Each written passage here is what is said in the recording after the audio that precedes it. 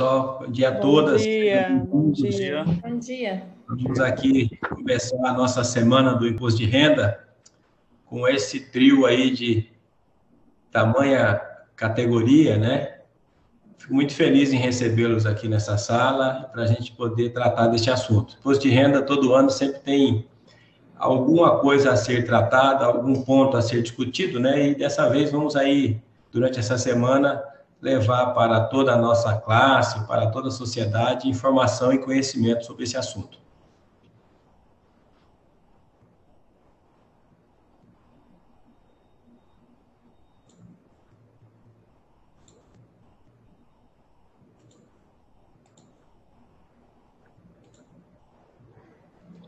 Vocês estão me ouvindo bem? Todo mundo me ouviu direitinho? Sim, Sim. estou ouvindo bem aqui, Ivan. Beleza.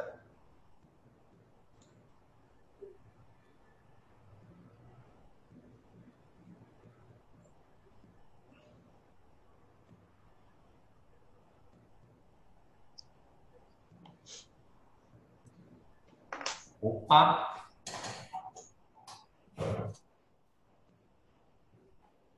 Minuto, pessoal. Ó, por enquanto não deixei entrar ninguém, tá? Tá. Todo mundo me escutando? Sim. Sim, Sim. Beleza. Deixa eu ver se o meu áudio não tá ligado aqui. Ó, agora eu vou colocar todo mundo no mudo, tá? Todo mundo mudo. João, só você liga o microfone aí pra gente começar.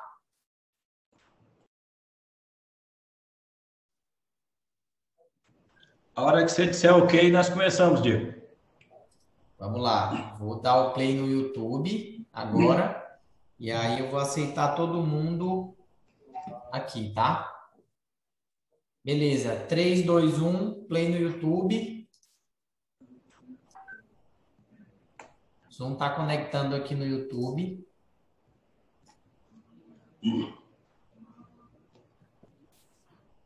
Mandou o link lá no... O link eu já vou disparar nos grupos, tá, pessoal? Tá.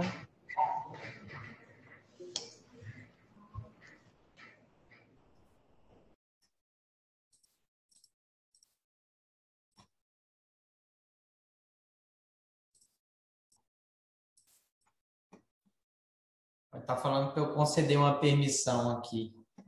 Espera aí. Esse aqui já estava permitido.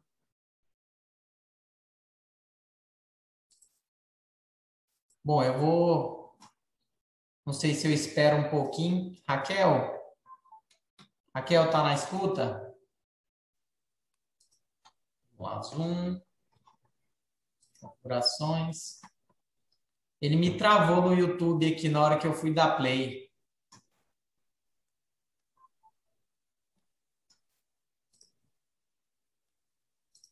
Sempre assim, né? A gente deixa tudo pronto, mas na hora tem que dar uma travadinha, né?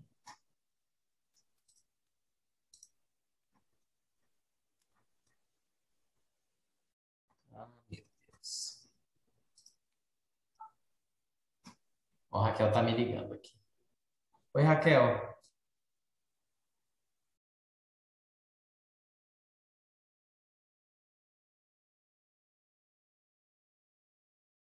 Quando eu dou o play no YouTube, ele me trava. Conceda a permissão necessária para a transmissão ao vivo. E eu já tinha feito essa configuração. Estranha. Tá, eu vou...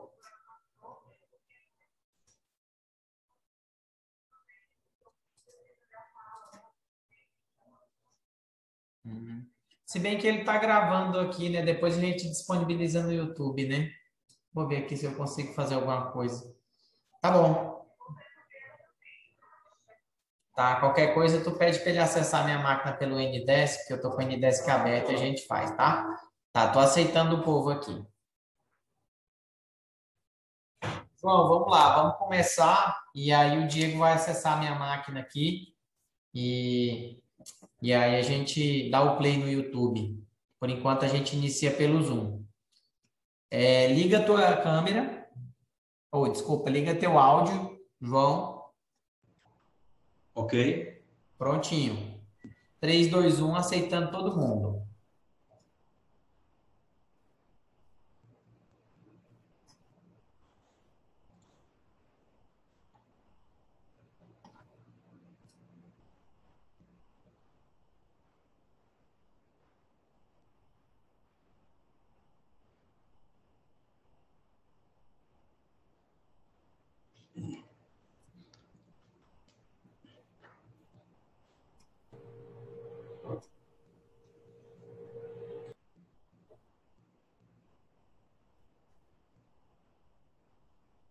Pronto, João?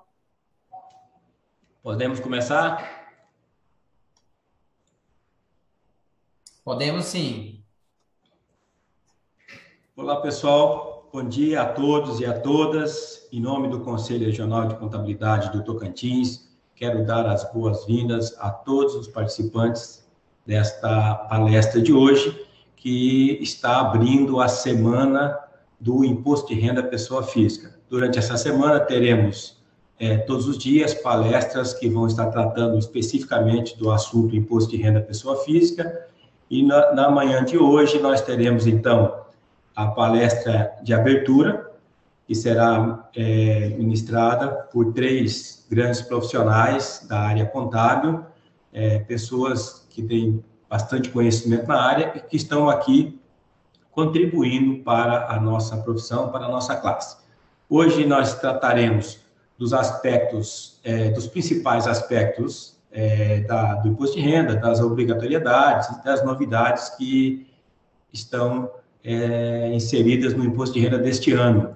Portanto, eu quero fazer aqui um alinhamento com todos os participantes, dizer que haverá um momento para que as perguntas sejam feitas pelos participantes. Todos vocês poderão estar se manifestando no momento que for aberto para as perguntas, erguendo a mão, e a palavra será concedida para que vocês façam as perguntas para os palestrantes. A gente quer informar também que a certificação desta palestra será concedida para o participante que alcançar pelo menos 75% de presença na sala, ou seja, o participante que permanecer pelo menos 75% do tempo na sala, ele terá direito a certificado. Portanto, é importante vocês observarem essa questão da participação, de estarem na sala, né, para que no final da palestra vocês possam obter o certificado. Eu quero também dizer para vocês, compartilhar com vocês um pouco das ações que o Conselho vem desenvolvendo. Apesar de todas as dificuldades que nós estamos vivendo nesse momento muito atípico na vida de todos nós, o Conselho não vem medindo esforço para trazer para a nossa classe de profissionais os eventos e as palestras que são demandadas.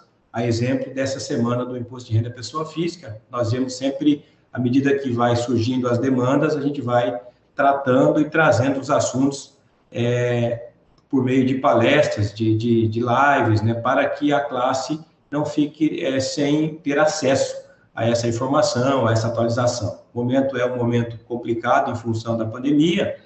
A equipe do CRC está toda em home office, em função de decreto do município de Palmas, portanto, nós não ficamos impedidos de trabalhar presencialmente, e também esse cuidado é para que as nossas vidas e a saúde da nossa equipe seja preservada. Mas estamos firme e forte em home office, e assim que possível retornaremos novamente às atividades normal no Conselho de Contabilidade. Quero deixar aqui a nossa gratidão e o nosso agradecimento por todos, pela participação, principalmente pelos palestrantes, que eu quero passar agora a leitura do currículo. Vou começar aqui pelas damas. Nós temos, então, na manhã de hoje, a participação da Cláudia Teodoro Azevedo Rocha, ela que é contadora, ela é bacharel em Ciências Contábeis da primeira turma da Unitepac. É uma honra muito grande ter aqui uma profissional da primeira turma da Unitepac contribuindo hoje para as nossas palestras na classe contábil. Ela tem MBA em Controladoria, Auditoria e Tributos pela Unitepac, é ex-presidente da Associação de Contadores de Araguaína, diretora de tributos da Associação Comercial e Industrial de Araguaína e diretora de estudos continuados da Associação da ASCA, da Associação de Contadores de Araguaína. Também licenciada, ela tem também licenciatura plena em História pela Unitins em 1993. Também, na manhã de hoje, estará contribuindo com a gente a Elizabeth Vieira dos Reis, graduada em Contábeis pela UNIRG. Ela tem pós-graduação em Controladoria e Finanças Empresariais pela Universidade Federal de Lavras.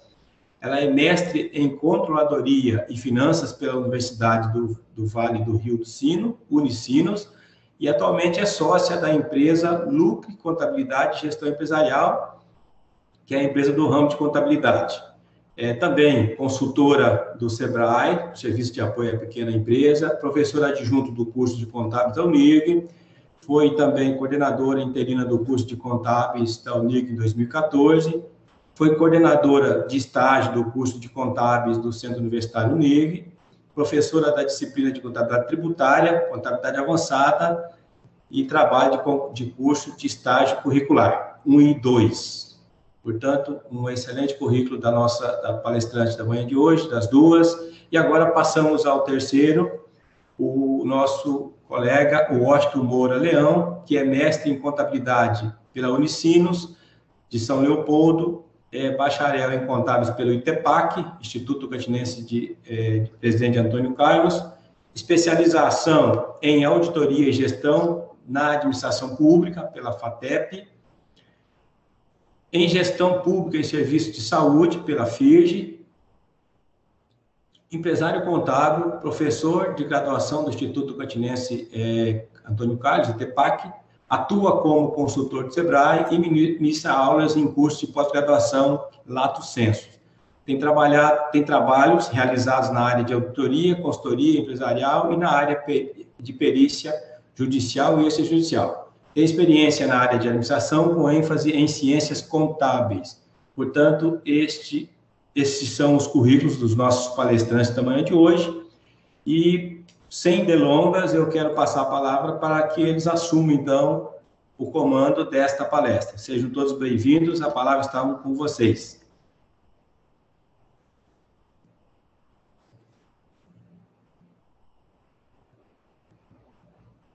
O microfone está fechado.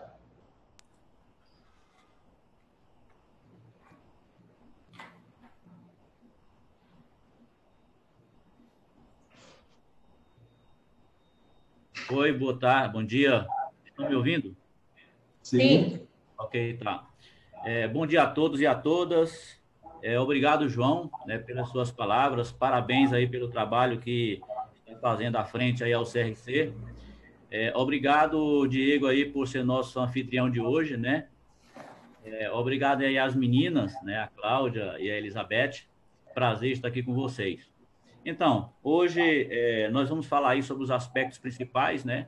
E obrigatoriedade e algumas novidades que teve aí na declaração de imposto de renda para 2021. Né? Declaração de imposto de renda sempre, todo ano tem uma novidade. E às vezes a gente pensa que a declaração de imposto de renda é uma coisa simples, mas na realidade ela é muito complexa, né?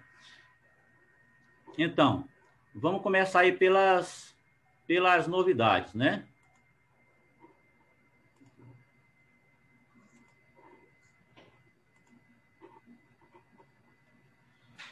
Então, nesse ano, nós tivemos aí no início, na tela principal, quando a gente abre a declaração para fazer, nós temos uma novidade que é informar o e-mail, que não tinha isso antes, e também o celular. Antes tinha a opção de colocar o telefone, mas esse ano veio com essa opção aí de acrescentar o e-mail, né? Uma das novidades que é muito importante, e a gente tinha muita dificuldade quando se falava em espólio, seria a sobrepartilha, né? Então, isso ficaria para depois, não tinha como colocar isso na declaração. Esse ano trouxe essa opção, né? Então, o que é essa sobrepartilha? Aqueles bens que eles estão em inventário e que não decidiu no inventário por um motivo, são vários motivos, que acontece que não dá para colocar no inventário, né? Não dá para fazer a partilha dos bens. Então, essa sobrepartilha é aquilo que fica para separar depois, para partilhar depois com os herdeiros, né? Então, um exemplo aí, né? Tem 5, 6 herdeiros e um deles não concorda com a partilha que está sendo ofertada, né? Que está sendo apresentada. Então, como eles não concordam, não tem como fazer a partilha. Então, isso aí vai se prolongar por alguns anos. Então, hoje, na declaração, a gente pode declarar essa sobrepartilha. Tem um campo na declaração que você clica que aquele bem ele está em sobrepartilha. E a gente tem aí até uns 10 anos para poder requerer essa sobrepartilha. Okay? Essa aí é uma das segundas novidades que tem. Outra novidade que nós temos aí é a parcela, aquelas parcelas isentas dos proventos de aposentadoria, né? Que quando você lança a aposentadoria, o próprio sistema ele já vai te dar o cálculo, né, da parcela isenta de tributo e o que sobra, o excedente, ele te pergunta se você quer jogar para o rendimento tributado. Então, a declaração, o sistema já te dá esse cálculo. Então, essa é uma novidade boa para os contadores, porque não precisa estar batendo cabeça, né, para poder fazer o cálculo manual. E a declaração já pré-preenchida, né, com os dados dos dependentes, e vem aí uma nova que tem causado muito problemas no início da declaração de imposto de renda, foi a questão da devolução do auxílio emergencial, né? Foi pego muita gente de surpresa, porque ao declarar isso aí, já vinha cobrando um DARF aí, né? E essa parte aí, a Cláudia vai falar os detalhes, né? E as particularidades da devolução do auxílio emergencial. A restituição por meio de contas de pagamento teve uma nova forma de você lançar aí as contas bancárias, inclusive as contas digitais. A Caixa Econômica Federal, ela trouxe uma nova numeração das contas, né? Na declaração de imposto de renda, no próprio sistema, do lado esquerdo, quando você abre, tem lá as perguntas e respostas, e lá indica quais são os novos códigos, né? Das contas da Caixa Econômica Federal. É a novidade também desse ano. Uma novidade muito bacana também que teve foi a informação de criptoativos, né? As criptomoedas. Ela tem um campo específico para você fazer essa informação e tem os códigos também. O sistema já, lá no perguntas e respostas, no próprio sistema vai estar lá os códigos, né, das criptomoedas. Cada uma tem o seu código. Isso é muito bacana, essa novidade desse ano, né? O auxílio emergencial, né, e benefício emergencial, que também a Cláudia vai falar sobre isso aí, né? Até aí tudo bem, pessoal? Sim. Bom, então, quem que está obrigado a declarar imposto de renda, né? Então, tem a instrução normativa da Receita Federal, que fundamenta essa obrigatoriedade.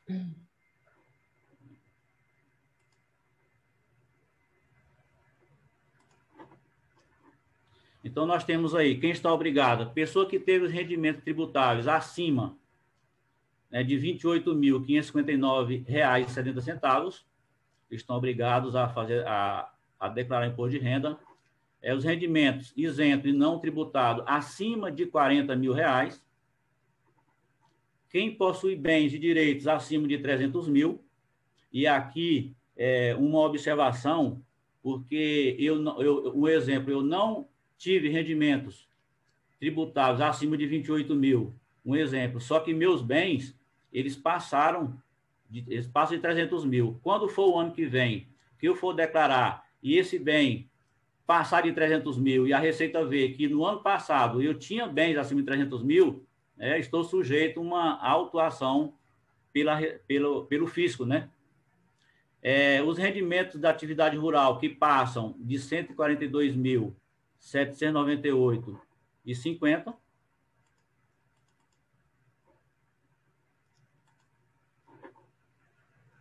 Quem obteve um ganho de capital de qualquer valor, ou seja, o ganho de capital é aquilo lá que você compra um bem por 100 mil e depois você vai vender ele por 150 mil. Então, esses 50 mil aí é o ganho de capital referente àquele bem. Então, você é obrigado a declarar imposto de renda. Quem fez realização nas operações nas bolsas de valores, independentemente de qualquer valor, é obrigado a fazer essas informações para a Receita. E quem passou a condição de residente no Brasil, certo? Ou seja, aquela pessoa, e ao contrário disso aqui, aquela pessoa também que está fora do Brasil, mas ainda está no primeiro ano que ele está morando no exterior, ele ainda é obrigado a declarar a declaração, se ele tiver essas características da obrigatoriedade, ele ainda é obrigado a declarar a declaração aqui no Brasil. Aí, a partir de um ano que ele estiver fora, ele declara lá no país que ele estiver, certo? Aí tem que Aqui fazer Brasil, também a declaração de... desculpa, Austin. Sim, tem sim. que fazer também a declaração de saída, né, do país também, né? Isso. Para dizer para a Receita que você não tem mais nada aqui para declarar, porque senão você vai ficar obrigado se você tiver bens aqui. Exatamente. Obrigado aí pela colocação, Cláudia. Então, por último aqui, quem recebeu, né, esse auxílio emergencial e outro rendimento tributável com um valor superior a R$ 22.847,76, né? Essas pessoas que receberam o auxílio emergencial e esses outros rendimentos também que seja superior a esse valor. Então, o que deve ser informado, né? Os rendimentos, despesas, os dependentes, os seus bens e os direitos, as dívidas que você tiver, as dívidas e ônus, e as doações, certo?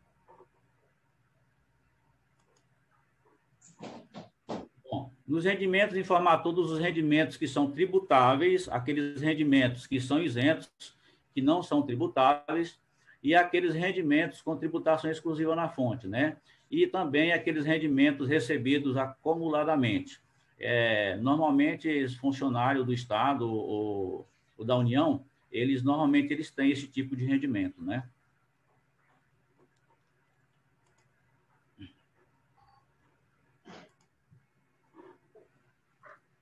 Então, o que são os bens e direitos? Aí nós temos os imóveis, automóveis, independentemente do valor, precisa declarar bens imóveis e direitos superiores, né? Superior a R$ 5.000. Os saldos bancários, que são superior a R$ 140, às vezes a gente não dá muita importância a esse detalhe, né? Mas esses saldos aí bancários superior a R$ 140, a gente precisa declarar. As cotas de ações que são superiores a R$ 1.000. As dívidas e os ônus, né? Que passa de R$ 5.000, você precisa também fazer essa declaração.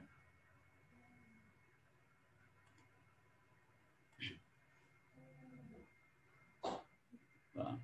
E os tipos de tributação e modelo de declaração de imposto de renda, né? E nós temos aí, ó, nós temos o modelo simplificado e o modelo completo. Então, o modelo simplificado você pega o seu rendimento e você dá um desconto de 20%. O que sobrar é o que vai ser tributado. Só que tem um limite desse desconto. Ele não pode passar de R$ 16.754,34, né? E nós temos aí o modelo completo, que aí você pega todas as suas receitas, vai ser menos as deduções que são passíveis, menos as despesas que são passíveis de deduções, que a Beth vai falar sobre essas despesas dedutíveis, né? E o que sobrar é o que vai ser tributado.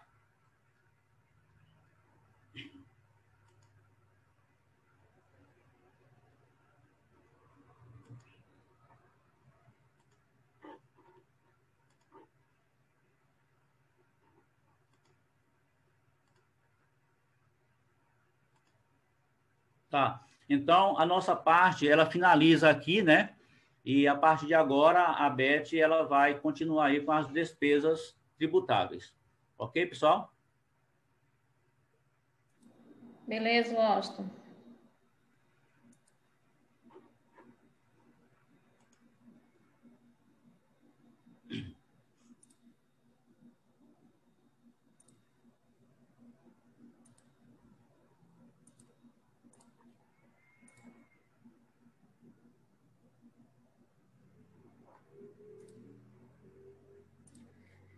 Bom dia a todos.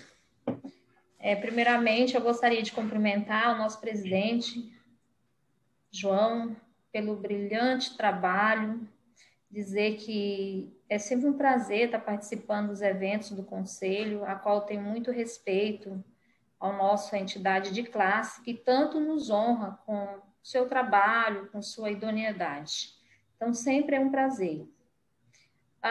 Meu amigo Joaquim, que ele saiu aí, mas eu brinco até que ele me visita uma vez por ano. Ele diz que é porque gosta do lanche aqui do escritório.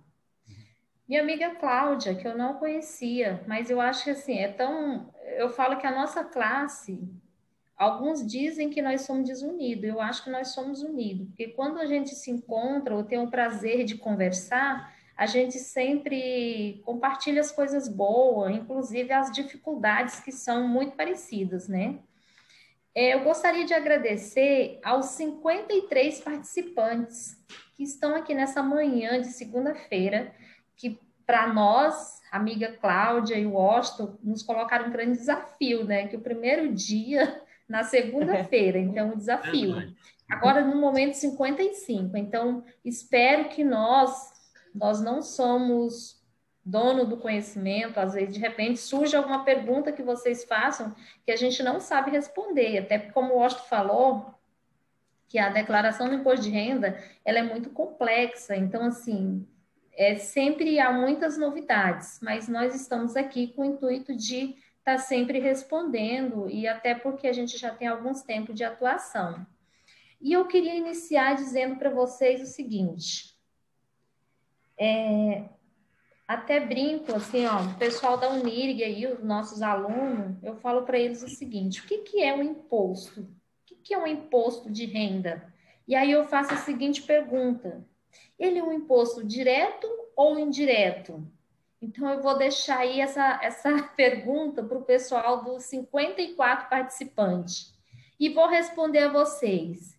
Ele é um imposto direto. Por quê? É um imposto que recai sobre a renda ou o patrimônio. Então, o imposto de renda é o momento que você está declarando os seus rendimentos anuais, bem como o seu patrimônio. Por isso que ele é um imposto direto.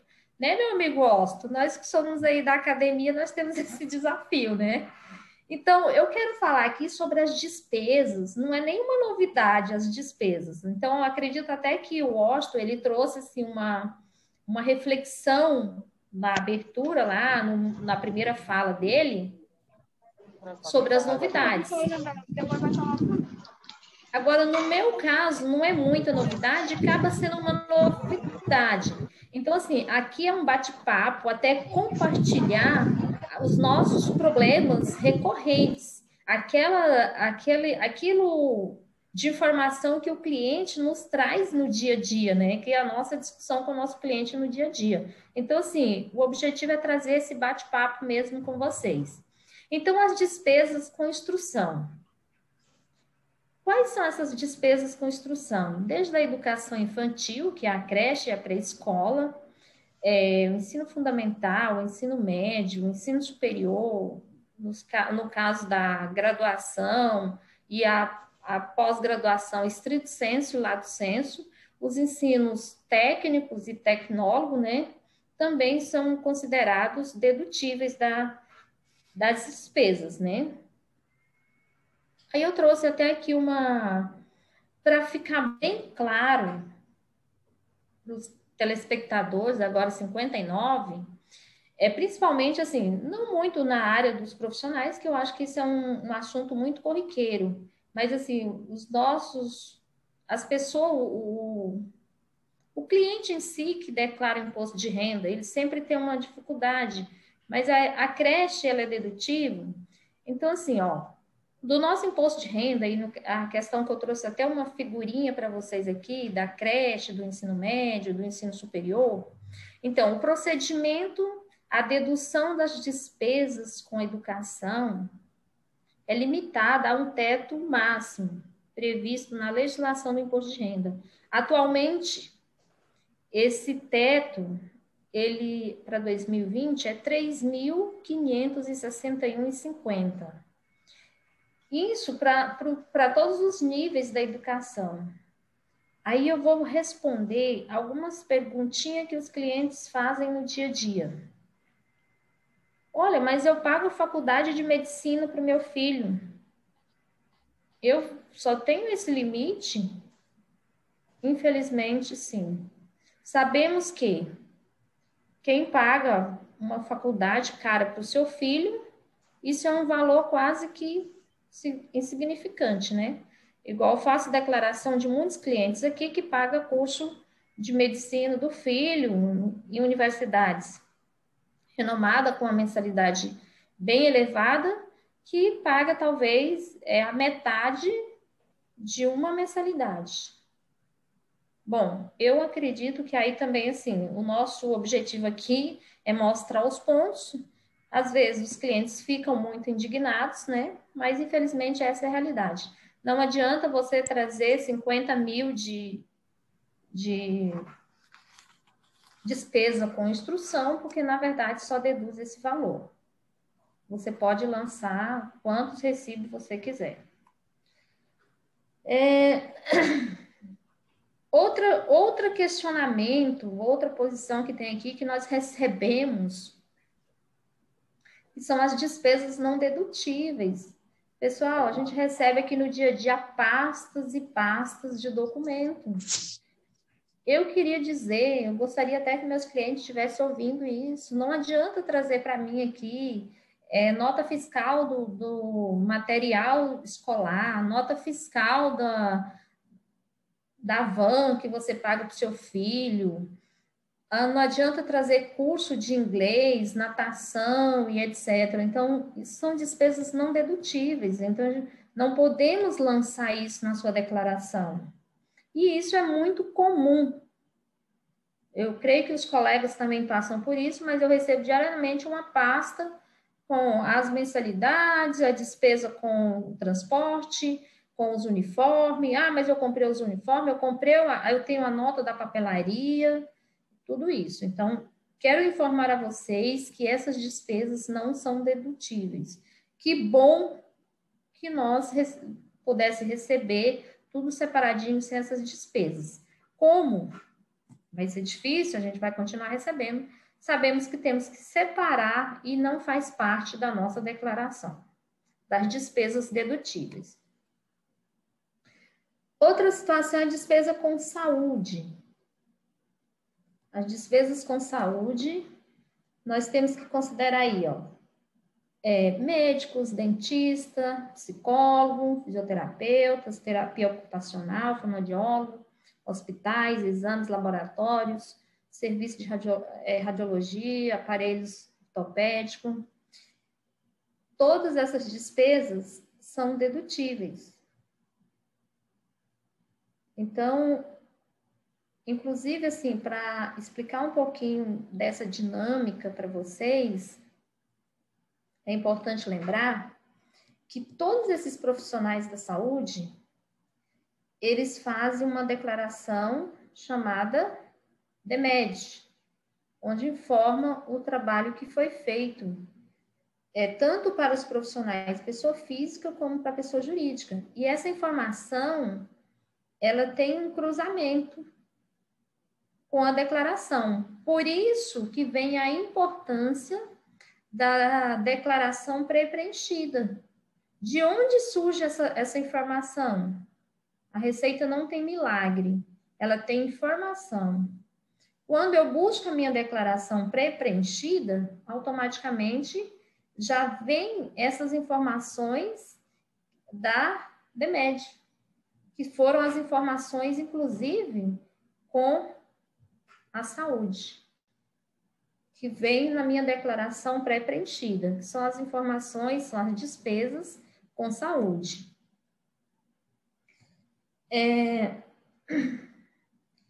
Ainda aí tem mais outro, eu não vou ficar lendo o slide aqui, né? Mas eu estou exemplificando para vocês todas as despesas que são dedutíveis, né?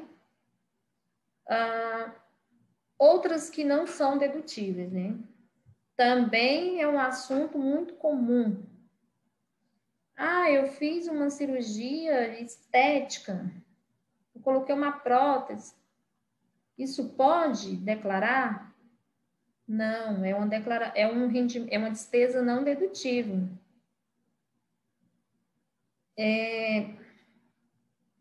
Apenas você pode lançar se for despesas com os hospitais, honorários médicos.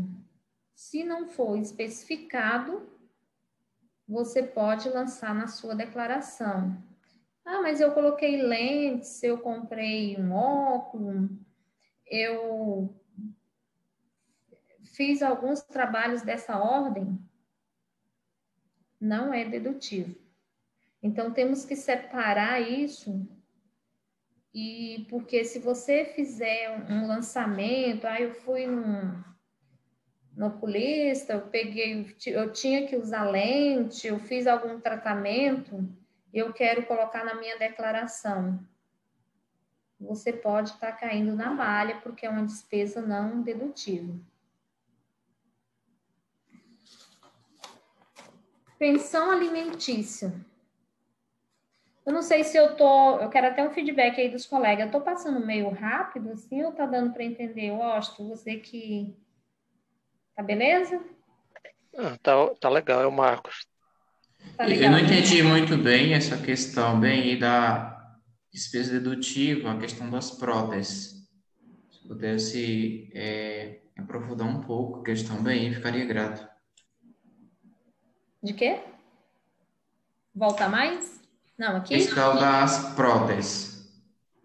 Elas não são dedutíveis, próteses dentárias? Nesse caso aqui, não podem ser deduzidas as despesas com reembolso cobertas por apólice de seguro, com enfermeiros e médicos, exceto quando constatarem da conta hospitalar, com a compra de óculos, lentes de contato, aparelho de surdez similares, plano de saúde pago no exterior. Seria isso? Minha amiga, bom dia, tudo bem? Joia, meu amigo Adriano. Adriano que está falando aqui. Eu acho que eu entendi o contexto da pergunta do Leonardo. Eu acho que está relacionada com aquela questão assim, ó. Esses gastos, eles só serão dedutíveis se eles estiverem incluídos na fatura de um hospital, de uma clínica. Se você comprou uma prótese lá na farmácia ou na loja, aí eles não são dedutíveis. Vamos imaginar, eu fiz um tratamento odontológico na clínica X e a prótese está na nota fiscal, ou seja, eu tenho uma fatura, uma nota fiscal da clínica, possivelmente ela seria dedutível. Eu acho que foi nesse sentido que ele quer entender quando é e quando não é. Não sei se foi isso, Leonardo. Se for, confirma para a gente aí. Olha só, vamos lá. A questão da prótese dentária, o dentista vai lá, implanta e emite um recibo. Tá legal assim? Nesse caso, Adriano, você quer falar, Adriano? Não, só perguntar. Nesse recibo já está embutido o valor da prótese? Isso, está tudo junto nesse caso. Tá? No meu entendimento, tranquilo, dedutível. Tá? Agora, se você pegou o recibo do protético, aí não é dedutível. Agora, se você pegou o dentista e ele te passou o valor cheio no recibo, no meu entendimento é tranquilo, os colegas também podem se manifestar. Afinal de contas, aqui é um aprendizado conjunto. Certo. Se tiver um recibo sem total, sim. Na nota fiscal da clínica, sim. Aí, como o Adriano disse, se vier separado, vier recibo do protético, aí não. Tá certo. Pessoal. Show de bola! Eu também. Isso que é bom. Eu estou gostando porque todo mundo está participando. E o Adriano é nosso mestre. Olha, o Washington e Cláudia, 78 participantes. Que maravilha. Nós precisamos bater o recorde de 100. Hã? Professor, Na questão do slide aí em tela, quando a Beth falou nas próteses, eu creio que ela se referiu às próteses de silicone, né? Que são as de... Exato. São as de estética, as próteses de estética. Que as próteses ortopédicas, dentárias e tal, aí é dedutível. Era só isso que eu queria acrescentar. Obrigado. Beleza. Então, assim, foi o Marcos que estava perguntando, né, Marcos? Isso aí o Adriano já esclareceu, a Cláudia, o Washington, mas, assim, eu me referi muito até os serviços de prótese, né? São as estéticas mesmo, abdominoplastia, se você colocar... Pilates nós... não é. Beth, estão perguntando aqui Pilates. Pilates não, viu? Não, só se for fisioterapia. Isso, a fisioterapia. Isso. É igual a terapia ocupacional também, já o Pilates não é. Então, assim, é muito... Se nós pegarmos um recibo aqui, embora a gente saiba que alguém fez um procedimento estético, mas o médico especificou lá que são hospital mais honorários médicos, nós não vamos questionar. Embora ela até tenha embasamento para a Receita também não questionar, né? A não ser que ele vai pedir prontuário e tudo mais. Deixa eu botar um foguinho. Pode falar, presidente. Tem mais perguntas aqui, se a senhora permitir, eu já vou colocar e depois cada um de vocês fica à vontade para responder, já que nós fizemos essa interação aí de perguntas. O Joaquim pergunta aqui o seguinte, deixa eu localizar a pergunta do Joaquim aqui. Ele está perguntando... que fala melhor, que explica melhor sobre a questão da parcela isenta de aposentadoria. Ele quer que explique melhor sobre isso e também sobre os dependentes da pré-preenchida. Eu acho que ele está falando aí da declaração pré-preenchida. Foi durante a fala do Washington. Então, assim, Washington, se você quiser falar... Quer falar, Washington, logo?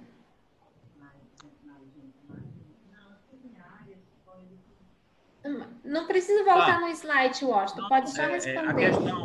A questão da parcela isenta, né, da aposentadoria, essa parcela isenta é 20 e poucos mil reais, né? Lá no slide anterior a gente colocou, né? Aí eu recebi 36 mil reais, um exemplo, a minha aposentadoria veio 36 mil reais. Quando eu vou declarar lá na opção parcela isenta e não tributáveis, eu vou colocar parcela isenta não tributáveis, eu vou colocar 36 mil reais. Automaticamente o sistema faz o cálculo, né? E ele separa os 36 dos 22. Aquela diferença, ele faz uma pergunta, né? Ele faz uma pergunta, você quer transferir a parcela tributável para os rendimentos tributáveis? Aí você vai dizer que quer. Se a gente responder que não quer, lógico, vai ficar os 36, só que depois ela vai dar malha. Eu não testei ainda essa questão de não aceitar, né? Mas a questão de aceitar, as que eu tenho feito, a gente aceita, ele faz o cálculo automático, né? E já manda, e você nem precisa lançar. Quando você abre lá os rendimentos tributáveis, ele já vai estar na soma dos rendimentos tributáveis, aquela parte excedente do valor isento. Né? Ou seja, foi uma novidade boa, né, Washington? Foi uma novidade boa que veio esse ano, porque antes a gente ficava perdido fazendo a conta manual e lançando. Agora você lança, o sistema já calcula e já lança, você não precisa mais se preocupar. Exatamente. É que a gente falou, veio facilitar um pouco do nosso trabalho, né? E até porque, às vezes, você poderia calcular ali e dar uma diferencinha aí de centavos, de real, R$1, R$2, e dar malha, né? Por uma coisa bem... Agora não, o sistema, essa foi uma novidade muito boa que veio esse ano para facilitar. Só para te ajudar, ó, assim, como é que antes a gente recebia lá um aposentado que ganhava 60 mil reais?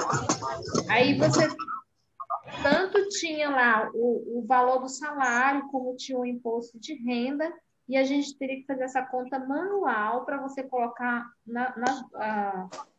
no valor isento, aquele valor certinho, e o restante você tinha que fazer essa conta manual. E hoje facilitou, porque você não tem que preocupar em fazer conta, né? É exatamente isso, né? Ela não tem como...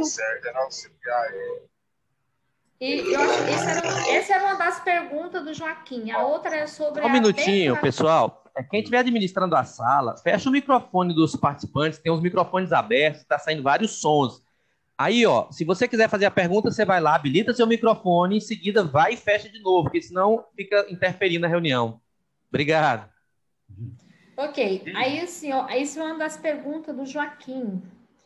A outra seria sobre a declaração pré-preenchida, né? O Washington falou no início. Então, a declaração pré-preenchida, na verdade, ela nem é uma novidade, porque o ano passado já tinha, né? Então, você tem a opção de buscar essas informações que a Receita disponibilizou, que está no seu CPF. Como eu disse anteriormente, que essa é até uma novidade que acredito aí que vincula muito com as despesas com saúde, devido os prestadores de serviço da saúde, eles têm uma declaração que é a ser informada em fevereiro, chamada de DEMED, que é a informação que todos os profissionais da saúde enviam, justamente informando o CNPJ e os CPFs.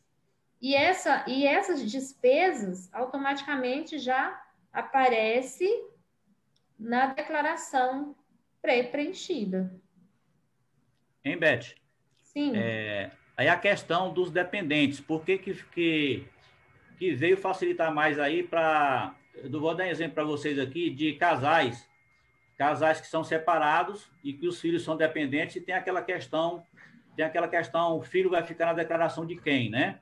O pai paga uma pensão, a pensão é por 2 filhos, mais um filho está na da mãe, outro filho está na do pai, aí vira aquele negócio. Então, a pré-preenchida em relação ao dependente é que aí, quando você busca a pré-preenchida, já vai dizer lá que aquele dependente em qual declaração que está, para facilitar, para mim, no meu caso, é para facilitar aquela discussão de ligar para o pai, para a mãe, fulano, essa está na sua, está na dele, entendeu?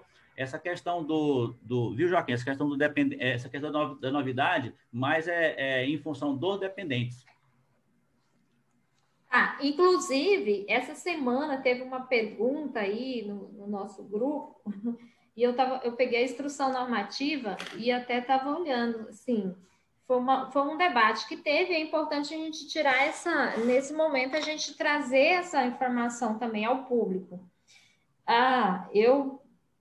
O casal é separado e a escola é paga pelo pai, mas o recibo está em nome da mãe. Quem vai declarar é quem consta o dependente na sua declaração.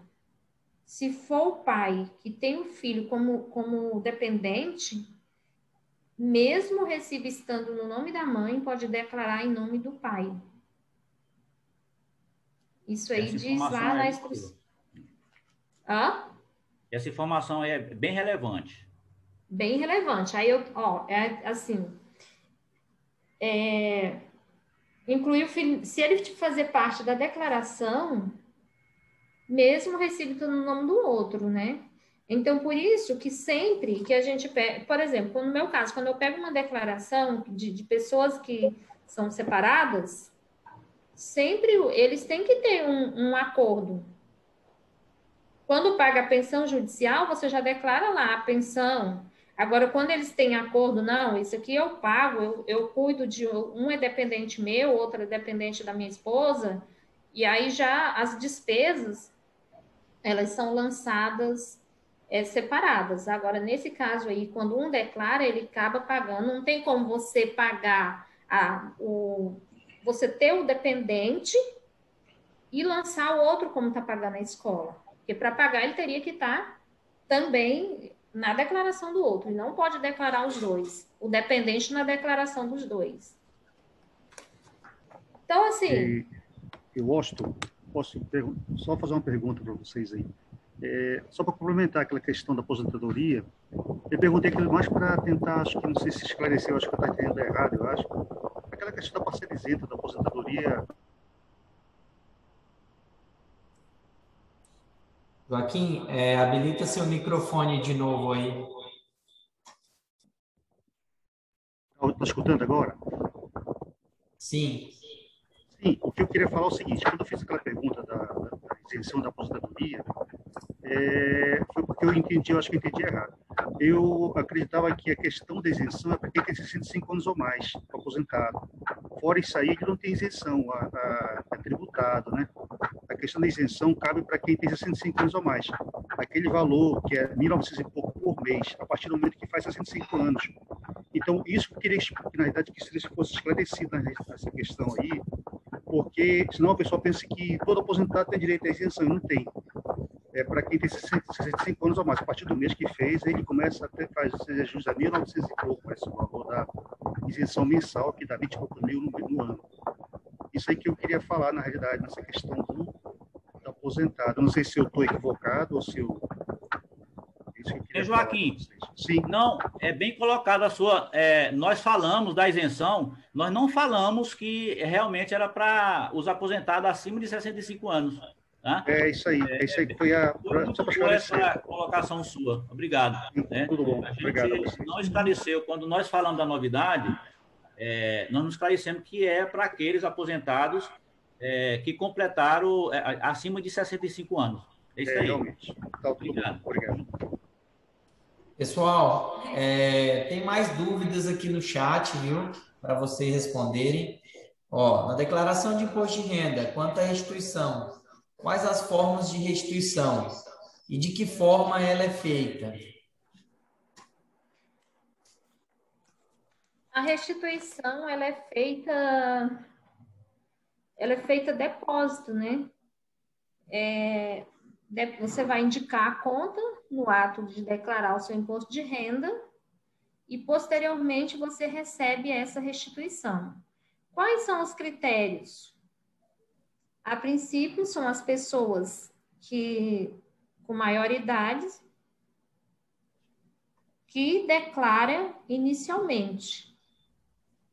É muito comum, eu acho que todos nós que temos escritório aqui, que trabalhamos na área, tem algumas pessoas que no dia 1º, às 7 da manhã, ele sabe que ele vai ter restituição, ele já pede para você fazer a declaração. Porque aí começa a estar disponível nos primeiros lotes. E pessoas também que têm uma idade, agora os colegas podem me ajudar aí, são as pessoas que têm algum tipo de doença mais grave, pessoas que têm a idade mais elevada e que declaram primeiro. Porque os que declaram por último, demora mais a receber. E que não tem nenhuma pendência na sua declaração. Porque se tiver alguma pendência, é necessário fazer a retificação, e essa retificação aí demanda tempo. Aí como se você voltasse para o final da fila. Né, Adriano? Isso. Os 4 critérios hoje idosos, deficientes físicos, os professores e aí aqueles que enviaram primeiro. Né? E as pessoas que têm doenças graves também. Né? Isso. Uhum. E sabendo, não pode ter débito lá, porque senão eles compensam a sua restituição e você não pega, tá? Isso. Sim, é muito comum, às vezes você tem algum débito, mas você recebe imediato. E isso nós, contadores, recebemos essa informação. Quando você entra lá no ECAC, ele já te dá uma cartinha perguntando se você aceita. Se você aceitar fazer essa compensação, também agiliza o processo. Se você não se manifestar, aí eles vão emitir um comunicado e você vai mandar via correio, é um processo mais demorado. Por isso está aí a importância de você fazer uma declaração que não tenha ressalva, para poder agilizar, principalmente quando você tem imposto a restituir. Mais alguma pergunta aí, Adriano? Professora, fizeram mais uma pergunta aqui, que eu também acho uma pergunta muito interessante. Como eu consigo a declaração pré-preenchida? essa declaração, na verdade, Adriano, como é que você consegue? No início, é porque não tem como a gente fazer uma simulação aqui, né? Mas normalmente, eu entro lá pelo certificado digital do cliente, né? Ele tem um passo a passo. É necessário assim como você pega uma declaração que você vai copiar as informações anteriores, tem uma em branco e tem a pré-preenchida, que necessita você buscar o arquivo, fazer esse processamento via Receita. Quando você faz a declaração utilizando o certificado, eu não tenho muito hábito de pegar a declaração pré-preenchida, né? E só para Pode ser pelos aplicativos também, né? Você baixa o aplicativo. Quando ele tem certificado, aí vai mais rápido. Mas pode falar, Cláudia. Eu pego daqueles clientes que é mais completo, que ele já tem um certificado e etc. Mas tem que baixar algumas cadeias lá dos aplicativos. Isso. Quer complementar, Cláudia? Pode ficar à vontade. É isso mesmo. Tá certo. Na declaração pré-preenchida, quando a gente importa através do certificado digital, ela já vem com todos os dados que já foram feitos através de DIRF, né? Essa empresa já fez a DIRF, então, quando ela já vem com a informação do recebimento da pessoa jurídica, ela já vem com os pagamentos efetuados, no caso das empresas que fizeram a DEMED, né? E, vamos dizer, na realidade, basicamente, são essas informações. Por quê? São as informações que a Receita Federal já tem, que foram feitas através de declarações, de DIRF, DEMED, de MOB. Então, assim, quando você preenche, são esses dados que vêm. Aí você só tem que acrescentar ou excluir alguma informação, né, que, obviamente, a Receita ainda não possui. Mas tem que se atentar ao seguinte, por exemplo, profissionais da área da saúde, que faz livro-caixa, principalmente odontólogos, que são feitas DEMEDs em cima do CPF, vai vir o valor total, que muitas vezes, vamos dizer, um exemplo, uma clínica de prótese, né? Ela fez pelo CPF da odontóloga, só que essas notas fiscais serão utilizadas no livro-caixa, então elas têm que ser excluídas do pagamento quando você importa ela lá na pré-preenchida. Correto. Alexandra, né? Obrigada aí pelo esclarecimento. Então, Alexandra é nossa colega, vai estar conosco durante a semana também, contribuindo aí como instrutora. Obrigada, Alexandra. Maravilha, eu quero assistir as suas contribuições. No seu dia, você divulga. Então, o que acontece? É muito importante, mas é importante você citar que ela é uma pré-preenchida. Ela requer inclusões e exclusões. É por isso que, assim, eu particularmente eu não tenho muito hábito de estar buscando essa pré-preenchida. Eu vejo que é muito no caso, assim, do cliente muito que não tem, assim, nada de informação, não te traz. Até porque também tem as despesas com educação. Com a educação, ela não vem essa informação. Se ele faz faculdade. Entendeu? Na realidade, então, assim, né, professora, o que acontece? A pré-preenchida, ela só te dá o auxílio de trazer algumas informações. A análise do contador continua sendo fundamental. Por exemplo, eu baixei uma pré-preenchida ontem, eu achei maravilhoso, já veio todos os rendimentos, de banco, rendimento de renda fixa, rendimento isento, já veio tudo, ou seja, reduziu o meu trabalho. Mas em contraprestação, eu tive que ir lá e tirar algumas informações que ano passado o cliente tinha, esse ano não teve mais. A nossa análise continua ainda fundamental. É só para, se você entende que ajuda, maravilha. Se você olhou, não ajuda, dispensa e vai o manual mesmo, não importa do ano anterior e vida que segue. Eu, por exemplo, eu acho interessante quando você já acompanha o cliente, que você tem a declaração do ano anterior, você tem um trabalho de lançar tudo novamente, principalmente aqueles clientes que têm uma movimentação maior, e que você tem que fazer vários lançamentos na aquisição de bens. Porque agora eu vou fazer uma pergunta, ver se vocês conseguem. Realmente eu não saberia dessa informação, mas eu acredito que não vem. Os imóveis adquiridos, se esses imóveis já têm alguma informação que os cartórios enviam para a Receita, vocês sabem me dizer isso? Se vem na pré-preenchida, né? Eu entendo que ainda não. Ainda não, Algum colega pegou uma pré-preenchida com informação de bens adquiridos ou bens vendidos. Eu confesso que não peguei ainda. Pois é, eu também não. Então, essa informação, sim, ela vai ser muito interessante, porque às vezes você demanda muito tempo, tá? Fazendo a ficha dos imóveis adquiridos, principalmente quem tem uma movimentação muito grande, né? Então, mas ela ainda não puxa, porque devido à forma que os cartórios fazem a informação. Eles não detalham bens, então eles informam o valor e CPF de quem adquiriu e de quem vendeu, mas eles não têm detalhamento de bens. Então, a informação que o cartório passa para a Receita Federal ou seja, não tem um campo, né, específico ainda, que ainda não criaram, para que possa vir com esses dados para dentro da pré-preenchida. Professora Elizabeth, deixa eu fazer uma proposição aqui em relação ao nosso debate aqui nesse momento. Eu queria propor que fosse feita a explanação por vocês, até por conta do nosso horário. E no final a gente abriria para esgotar as perguntas. Eu imagino que algumas dúvidas que vão estar surgindo agora, nesse momento, estarão sendo esclarecidas na própria explanação de vocês. Tem ainda a Cláudia, que não fez a fala dela, então, se vocês preferirem, a gente segue com a explanação e, no final, a gente volta para as perguntas. Obrigada, presidente. Vamos seguir. Essa é a parte de perguntas. Eu acho que fica mais produtivo o nosso tempo. Eu estou preocupado um pouco com o tempo nesse momento. Perfeito, presidente.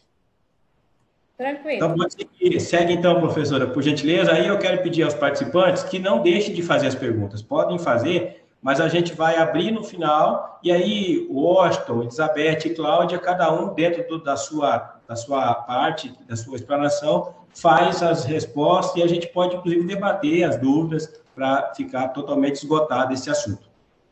Tudo bem, obrigada. Então, ainda nas despesas dedutíveis, né, nós temos a pensão alimentícia, né, que podem ser deduzidas as importâncias pagas a título de pensão alimentícia em face de normas do direito familiar em cumprimento com a decisão judicial, prestação de alimentos provisionais homologados judicialmente. Então, muitos não pagam, as pensões são judiciais e elas são dedutíveis também. Questão da previdência complementar, nós vimos até aqui nesse limite aqui, ó, que cada dependente ele é deduzido 2.275,08, com dependentes aí de instrução, inclusive o declarante 3.561. Essa previdência complementar PGBL, ele é permitido uma dedução até de 12%. E depois vem as doações. Essas doações, com ECA, incentivo à cultura, que é 6%, e essa doação diretamente na declaração, que é 3%. Voltando aqui novamente, a da Previdência Complementar, também a gente pode estar disponibilizando esse material aqui, que vem os critérios, as doações aqui do ECA, que é 6%, e a declaração e as doações aqui, essa diretamente, que nós temos uma finalidade muito grande, os contadores, de estar fazendo até um apelo aos nossos clientes para eles fazerem essa doação para o Hospital de Amor. E eu finalizo aqui a minha parte, né? Agora eu vou passar para a Cláudia, E depois, como disse o presidente, às vezes a gente até acabou, eu não diria que a gente perdeu tempo, né? Que a gente é muito boa a interação e a discussão. Porém, nós podemos deixar isso para o final para a gente continuar na nossa discussão. Haja vista, nós temos uma semana aí e nós podemos estar participando e tirando essas dúvidas. Cláudia, agora é com você. Olá, todo mundo. Obrigada pela participação de todos.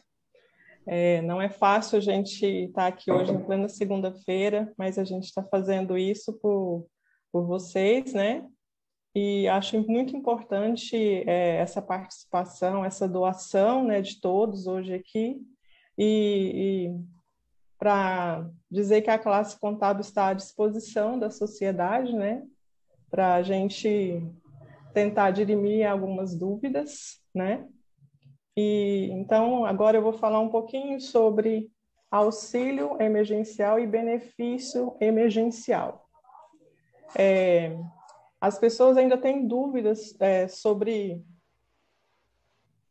o auxílio emergencial e o benefício. O auxílio emergencial, deixa eu compartilhar minha tela aqui com vocês.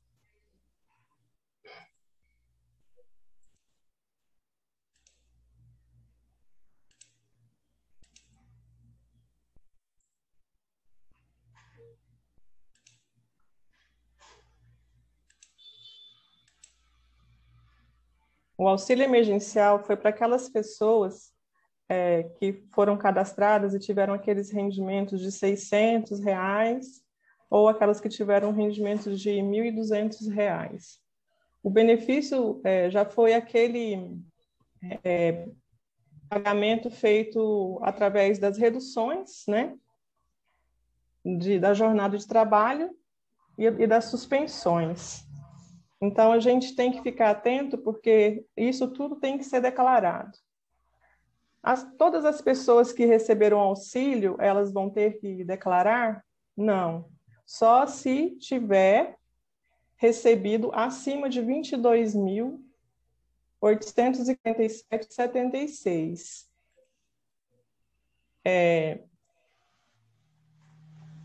Quem recebeu abaixo desse valor aqui, não precisa declarar, tá? Somente se tiver recebido acima de 22.847 ou enquadrar nas obrigações, nas pessoas que estão obrigadas a declarar, tá bom? Aí, quando for finalizar a declaração, a gente...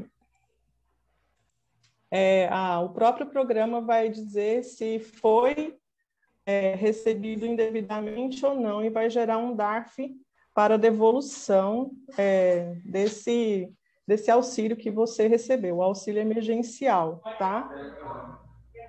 Esse auxílio, ele foi instituído, né, para poder conter as desigualdades geradas nesse período de pandemia. Então, as pessoas ficaram proibidas, né, de exercer suas atividades e ainda estão proibidas, né? Vai sair um novo auxílio agora, que também a gente tem que ficar atento aos valores, né? Então, como que a gente faz para declarar esse auxílio emergencial?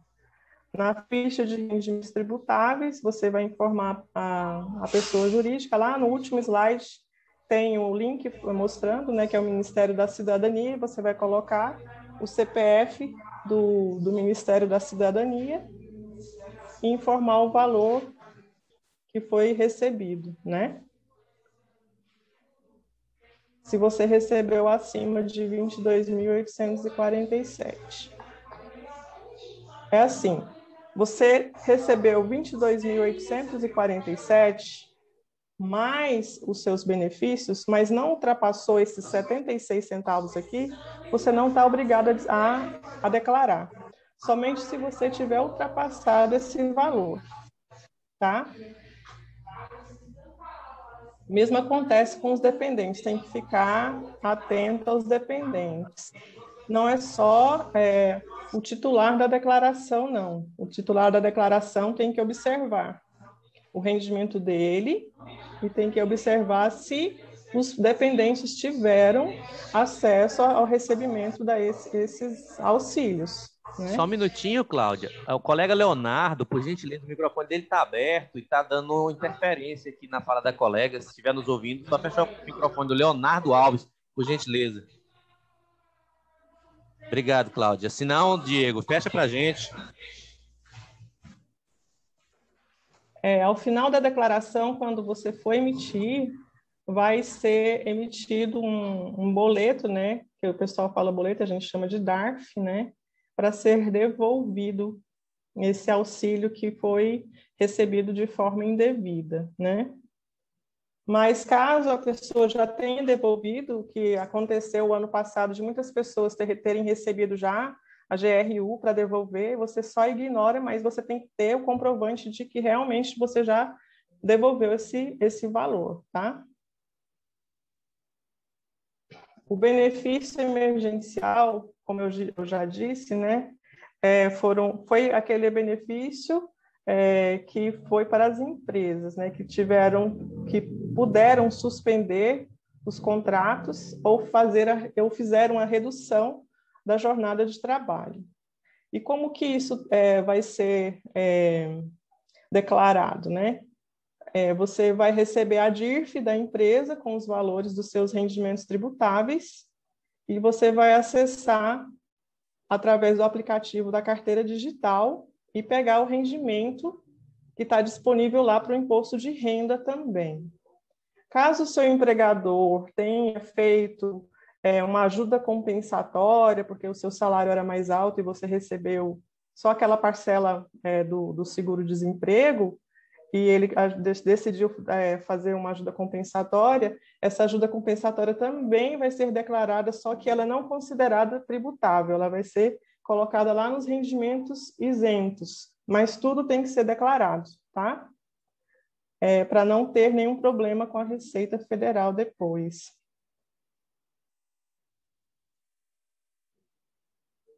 Então, quem deve declarar o benefício emergencial, né? As pessoas que receberam acima de 28 mil, já é diferente daquelas do auxílio emergencial que foi 22.847. Essas agora que receberam benefício são aquelas que têm rendimentos tributáveis recebidos de pessoas jurídicas que têm carteira de trabalho assinada e tiveram os seus contratos ou reduzidos ou suspensos e que se enquadrem na obrigatoriedade de informar a declaração do imposto de renda. Só ter seu contrato suspenso ou ter a sua jornada de trabalho reduzida não significa que você está obrigado, somente se você estiver enquadrado e se o seu rendimento for maior do que R$28 mil, né? Aquele valor que a Receita te obriga a se declarar, né? Então, o que eu falei, como eu faço para declarar o benefício emergencial?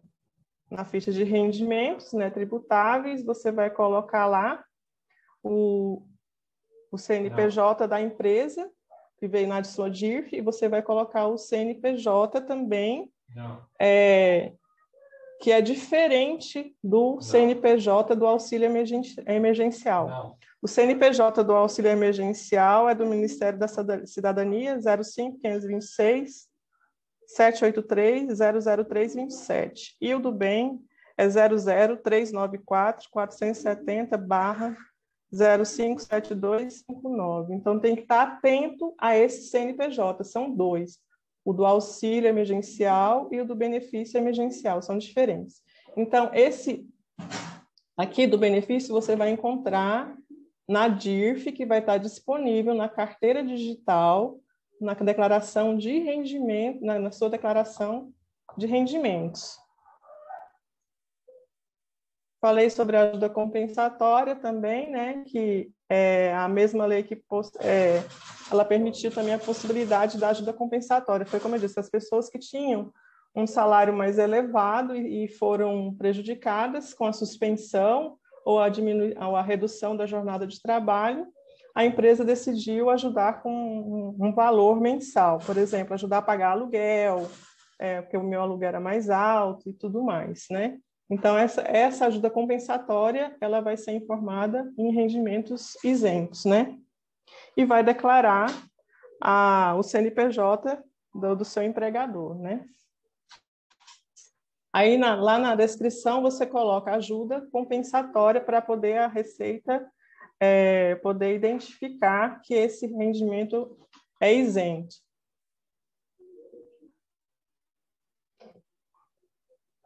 Aí eu falei que tem que baixar, né, o aplicativo da carteira digital e na aba de benefícios.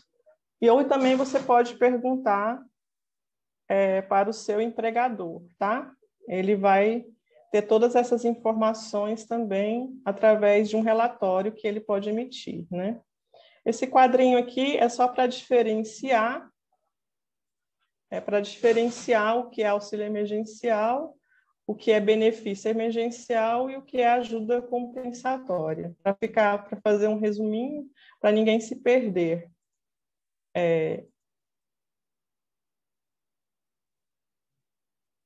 Aqui, coloquei os links aqui embaixo, né? E tem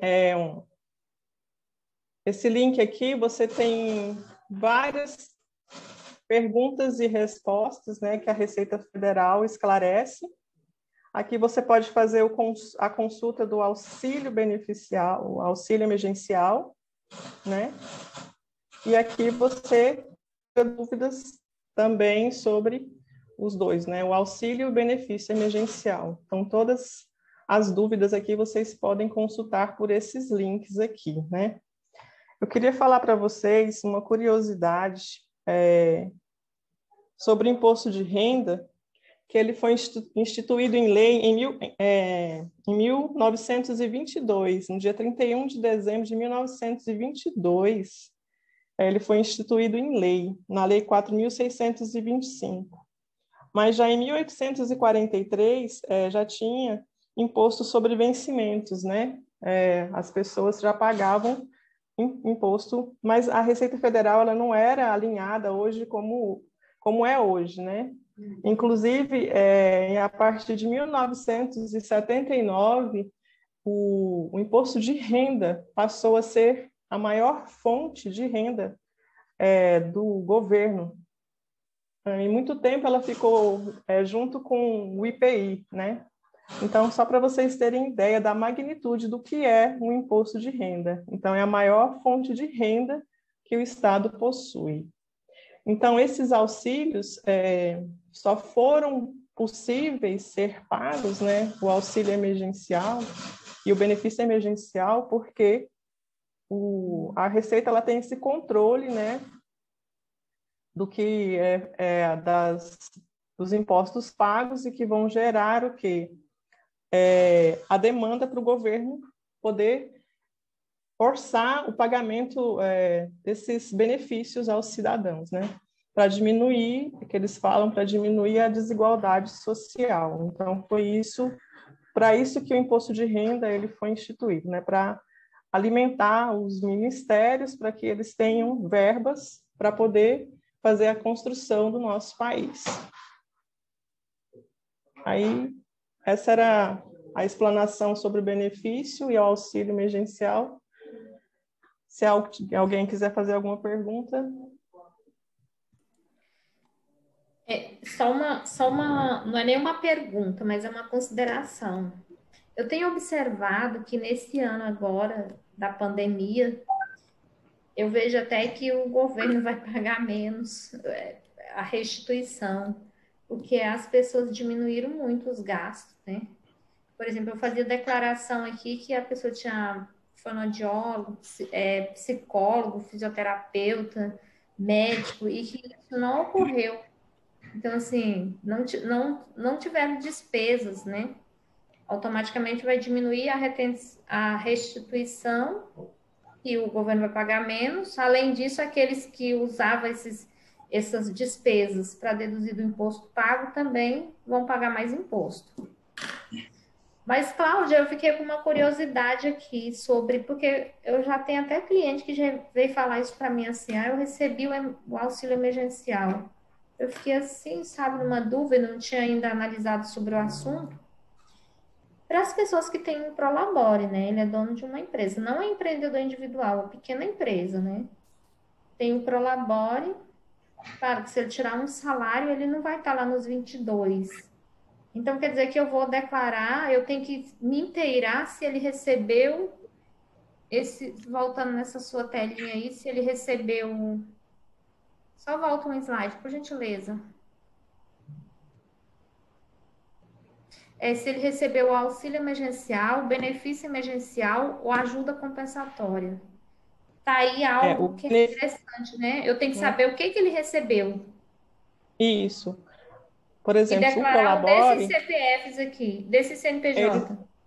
Se ele recebe Prolabore, ele não teve contrato suspenso nem redução, né? Então ele vai ter recebido um auxílio emergencial.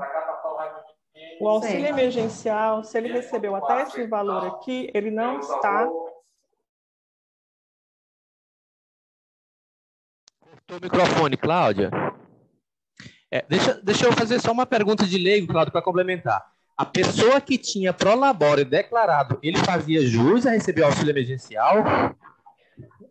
Se o rendimento dele for abaixo disso aqui, ele fazia sim jus. Porque o auxílio é aquele dos R$600, não é? Isso ele só vai ter Prolabore se ele teve caixa para poder pagar aquele Prolabore. Se as receitas dele tiverem caído, ele não teve condição de ter recebimento de Prolabore, ele se enquadraria, né, no auxílio emergencial. Eu estou perguntando porque tiveram várias pessoas que entraram com pedido de auxílio e foi negado dizendo, se só tem uma fonte de renda, não teria que receber o auxílio. Então, assim, as pessoas de Prolabore, ele faria jus ao auxílio recebendo o Prolabore? Sim, sim. Se enquadrasse... Adriano, eu tenho cliente... Nas ditas funções que não são essenciais, sim. Tá. Porque eu tenho cliente que recebeu... Fiquei surpresa que ele veio me falar isso agora, né? Eu recebi auxílio emergencial. Ele tem um salário, não sei se ele paga, mas que é feito o Prolabore dele de um salário mínimo. Então, vezes 12 daria 13.200. Então, ele recebeu. Teoricamente, ele recebeu. Os donos de academia que tiveram as suas atividades suspensas, né? Eles poderiam ter entrado para receber o auxílio emergencial. E quem não teve suas atividades suspensas? Quem não teve as atividades suspensas, o governo entende que ele continuou trabalhando ou por delivery ou por outro meio, né? E que teve rendimento. Esse é o entendimento do governo, né? Agora, então... as atividades não essenciais, eles estavam revendo que a pessoa entrou, né, com um pedido de revisão, mostrando que a atividade não, com os decretos, né, que a atividade não era essencial e que receberam, sim, um auxílio emergencial. Cláudio, demais também. Eu estava vendo essa questão da devolução, né? E olha só um fator interessante, né? O governo estipulou 22 mil, né? Ou seja, quem recebeu acima de 22 mil está automaticamente obrigado a devolver os 3 mil. Não sei se aconteceu com alguns colegas aí, mas, por exemplo, se uma pessoa, né, ele ficou trabalhando até o mês de maio e ele tinha um rendimento médio de R$5 mil mês, automaticamente ele já está com 25 mil. Mas ele ficou desempregado em junho. E ele deu a entrada para receber o benefício, vamos colocar lá no mês de agosto. Então, ou seja, ele estava de fato desempregado, ele tinha de fato direito ao benefício, certo? Mas o governo, com essa manobra dos 22 mil, ele vai ser obrigado a devolver. Então, olha só a complicação fiscal aí, que eu estou vendo, inclusive chegou esse cliente essa semana, teoricamente ele não está obrigado, né? Porque ele estava dentro de um período ao qual era de direito. Mas, fiscalmente falando, ele está obrigado por uma regra, ao meu ver, errônea do governo em intitular limite 22 e não analisar a questão da periodicidade, se aquele período ele estava de fato trabalhando ou não, e se aquele período ele também competia aos 22 mil de renda que dá, né, para que ele possa estar devolvendo esses 3 mil agora. Não sei se aconteceu com alguns colegas ou qual é o entendimento. Eu, particularmente, eu acredito vou ter que, além da declaração, depois entrar, né, com uma medida administrativa pedindo, né, e explanando os motivos, né, dessas consequências todas, que ele não é obrigado a pagar esse DARF de 3 mil. Interessante eu acredito as colocações que a gente vai ter que realmente auxiliar. Mas é bem interessante a colocação do colega, mas detalhe, essa pessoa que tinha esse rendimento e ela ficou desempregada, né? Ela não tinha os requisitos para ela receber seguro-desemprego, entendeu? Porque aí ela já tinha um salário maior, né? Aí tem que analisar isso aí também, se ele recebeu seguro-desemprego, se ele ficou uma temporada recebendo, ou porque aí começou o seguinte, a pandemia começou precisamente os decretos começaram 16 de março. Estou falando que eu dou aula na faculdade, lá começou 16 de março de 2020. E aí, considerando que as pessoas entraram meio em desespero ali, mês de abril, começaram as demissões. E aí depois veio um período de seguro-desemprego. Aí tudo tem que analisar, né? É por isso que eu falei no mês de agosto, porque ele perpetuou 3 meses de seguro-desemprego. Então, junho, julho, agosto, né? Então, ele recebeu os 3 meses de seguro. Mas em setembro ele já não estava mais com seguro. Então, ou seja, setembro em diante, o que ele recebeu, ele também não teria direito. E ainda assim, vamos pensar pela outra questão. Se não tivesse tido recebimento do seguro-desemprego, de qualquer forma, a Receita, nessa variante aí de como ela colocou, né, a obrigatoriedade, ela não deixou bem claro, né, as brechas de como se enquadraria esses 22 mil. Né? Os 22 mil, ele está não sujeito, né, ao retorno dos 3 mil nas seguintes condições. A única questão que ele coloca é o quê? É que ele está sujeito à devolução. E com isso, muitos vão se enquadrar nessa devolução e muitos deles, de fato, não estarão obrigados. Né? Analisando essa questão de se teve ou não seguro-desemprego, né? Porque tem que verificar a tempestividade dele lá, tem que verificar o valor de fato perpetuado o período. Então, assim, são várias situações, né, que devem ser analisadas, e é interessante não somente quem está declarando, como também o declarado, ficar atento a essas questões e não omitir a informação do contador ou do colega que estiver fazendo a declaração, porque às vezes você pode estar pagando um valor de 3 mil, tendo que devolver um valor de 3 mil aos cofres públicos, talvez indevidamente. Então, precisa sempre estar fazendo essa análise aí. Mas quando a lei fala que você pode desconsiderar o DARF, eu entendo que nesse desconsiderar ele já abre uma brecha para o contribuinte poder se defender. No caso do seu cliente, ele já pode se defender. Ele tem a rescisão para comprovar que ele perdeu o emprego, ele tem os pagamentos do seguro-desemprego e ele tem como comprovar que ele estava desempregado ainda em setembro. Então, eu acredito que vai ter que montar um processo depois, né? E mostrar para a Receita Federal com todos esses dados aí, eles devem analisar. Eu acredito que pode ser feito assim.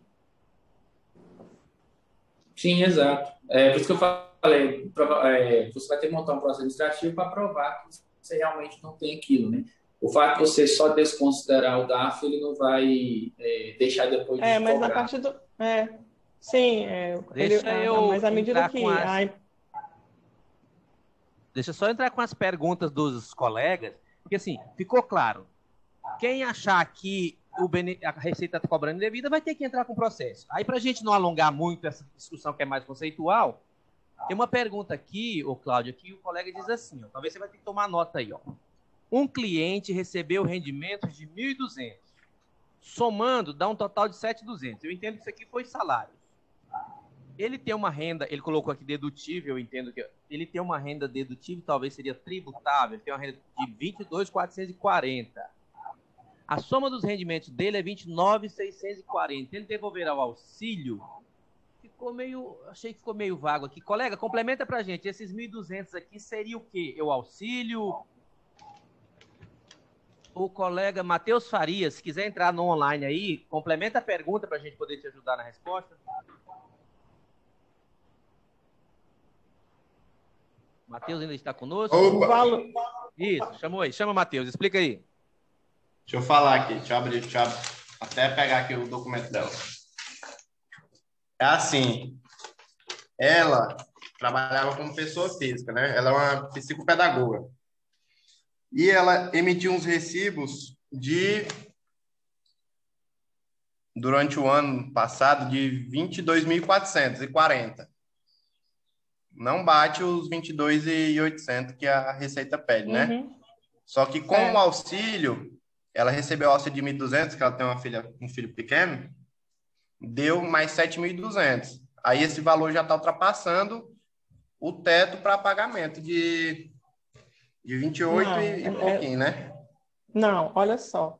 Os 22.847 era que você poderia receber até esse valor aí, né? Fora o auxílio emergencial, tá? Fora, exclui.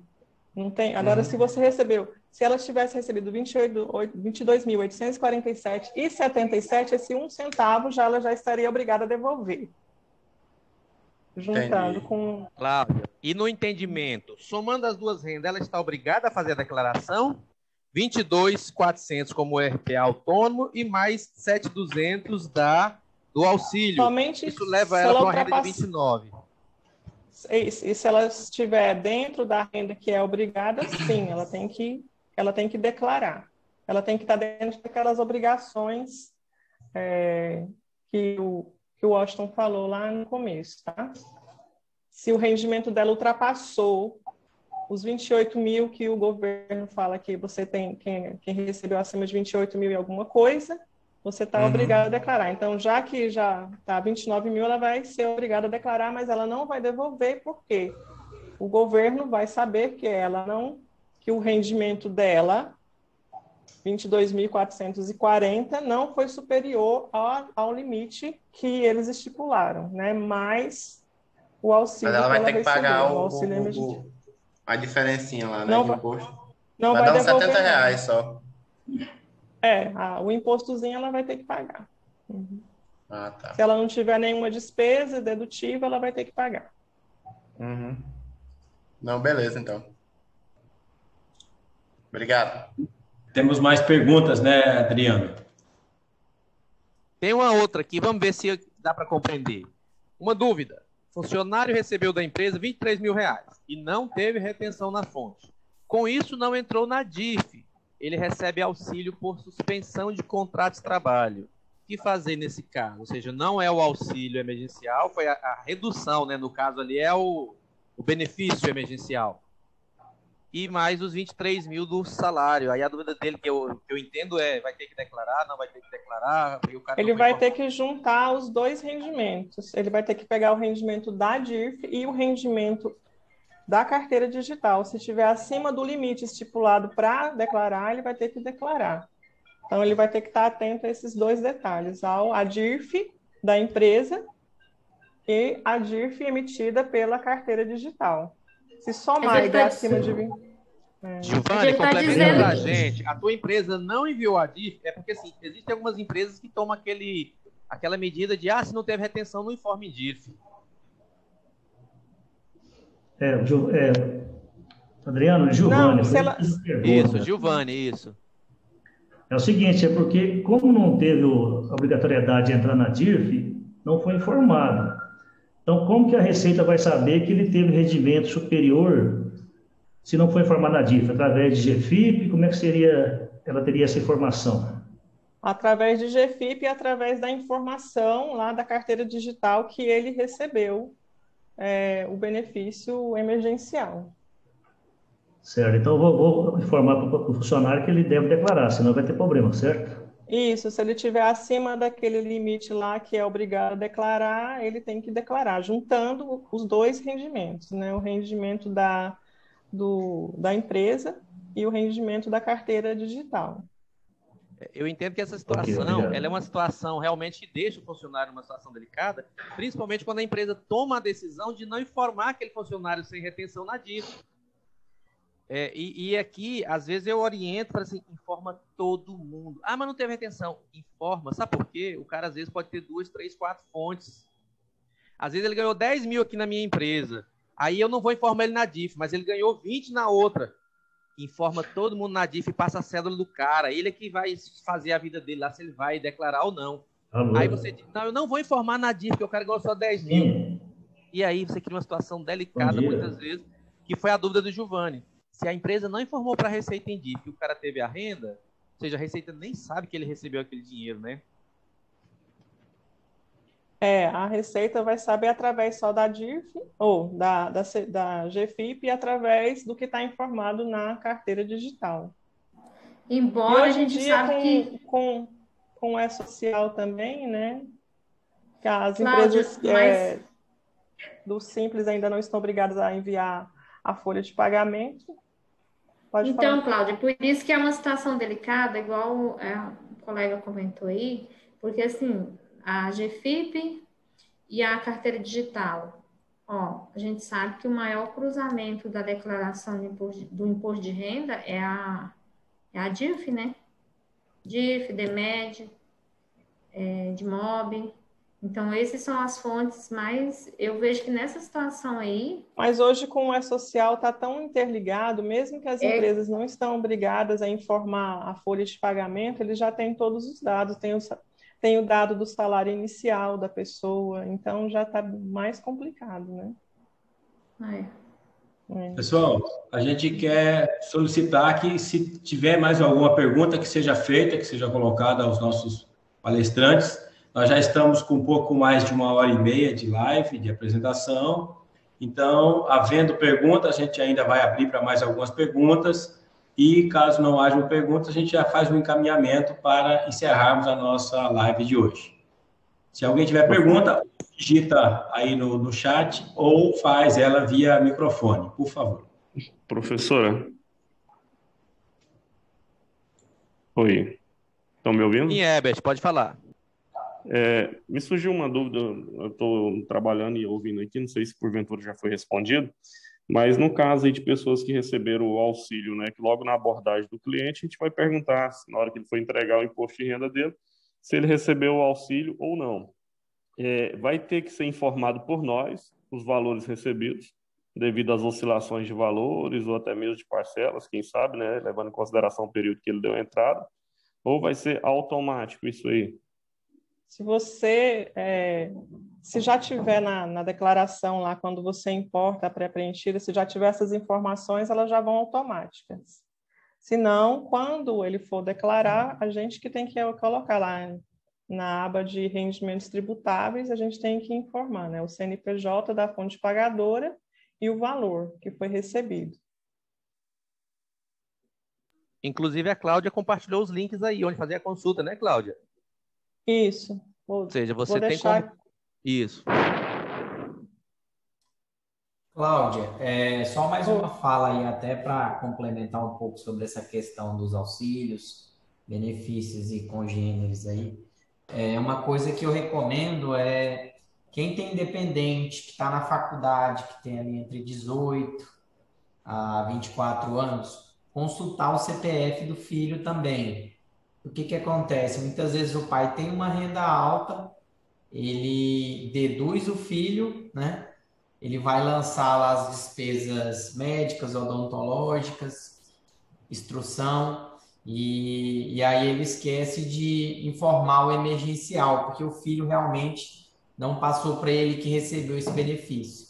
Vai ter que devolver integral. Então, assim, se vocês têm no escritório de vocês uma pessoa que tem um dependente, que faz faculdade e que possivelmente recebeu emergencial, é sempre bom consultar para não dar problema para o cliente. Isso, eu falei lá atrás, né, que tem que ver as fontes de todos os dependentes. Aqui é ao vivo, fala. Tem que perguntar, sim.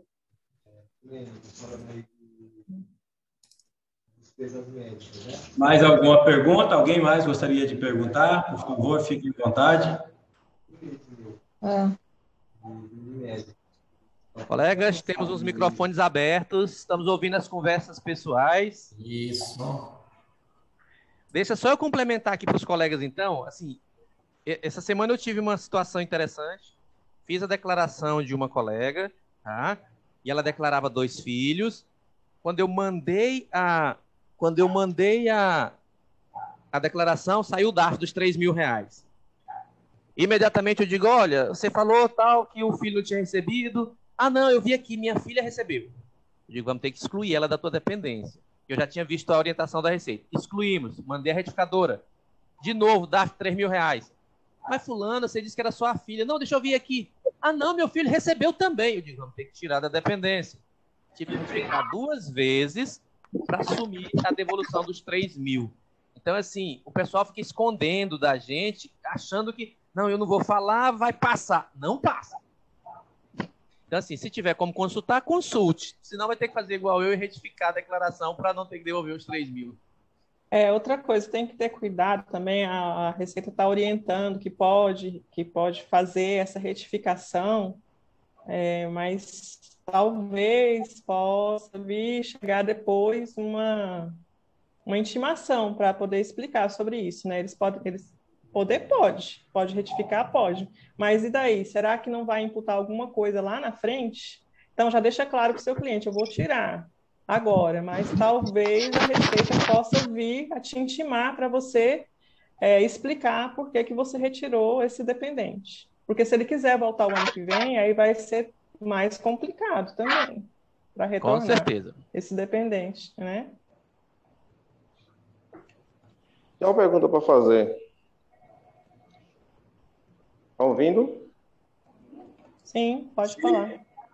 É uma dúvida minha também em relação a essa parte. Mesmo que eu exclua, não coloque o dependente e ele recebeu, no cruzamento lá da Receita, posteriormente pode ocasionar ser chamado o cliente ou não? Foi o que eu falei agora, né? Eu falei agora. Falei, se você pode retirar, pode. A Receita orientou que pode. Não, eu digo pode, assim, pode retificar. Eu entendi. Entendi.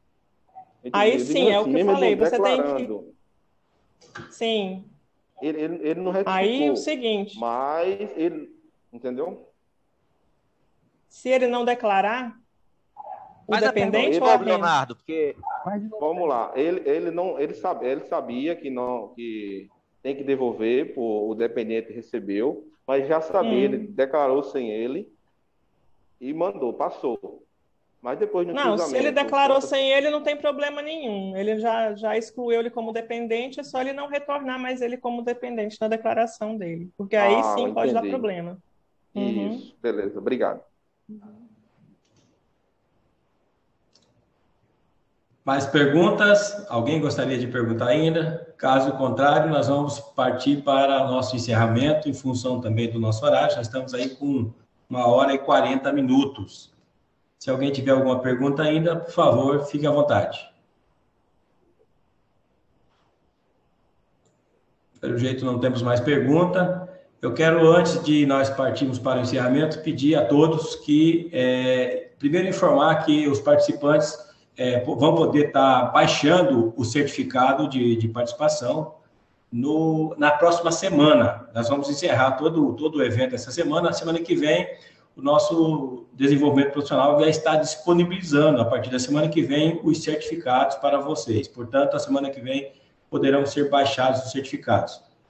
Vamos pedir, então, para que todos abram suas câmeras, para a gente fazer aquela fotinha de costume, para que todo mundo saia bonitinho, para registrarmos a nossa manhã de hoje, que foi a primeira dessa semana.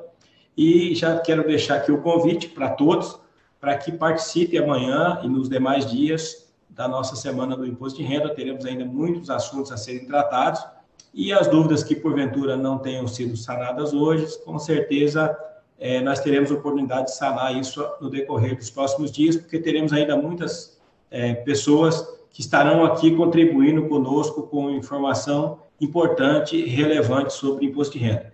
Peço aí a abertura da Câmara, por gentileza, de todo mundo. Vamos fazer uma fotinha, vamos registrar, para que a gente parta, então, para o encerramento da nossa manhã de hoje. Vamos lá, todo mundo. Já abriu a câmera aí? Quem está responsável aí pelo print da nossa tela, por favor, pode proceder.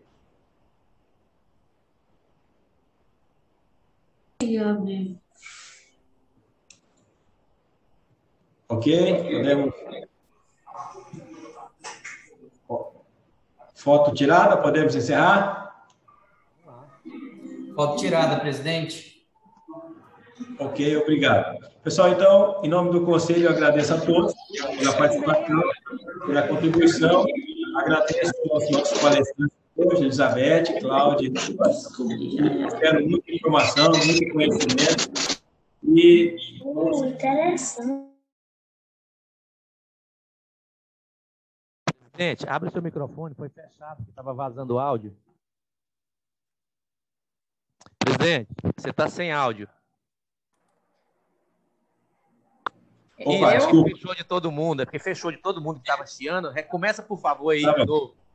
Eu dizia que eu quero, em nome do Conselho, agradecer a participação de todos que estiveram conosco amanhã, prestigiando esta palestra, esta live. Agradecer a Cláudia, ao Washington, a Elizabeth, que tiraram aí um tempo na sua agenda para nos blindar com essas informações. É um assunto muito relevante, é muito amplo e complexo, o imposto de renda. Não tem como esgotar em algumas horas.